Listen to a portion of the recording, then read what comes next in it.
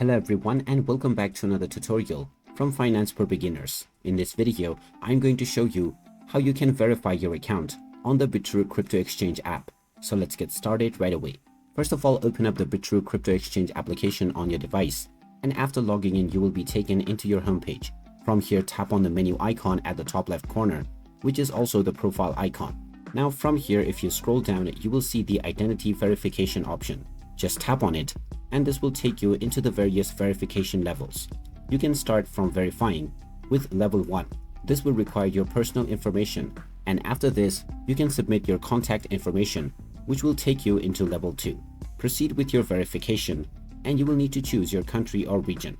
Then choose which kind of ID you would like to use, whether your national ID, your passport, or your driver's license. After choosing the document, you will need to upload the front and the back side of this document that you have chosen. Just tap on the upload button and either upload an image file from your gallery or take a picture using your camera. Once you have uploaded both the sides, you will then be required to enter your address.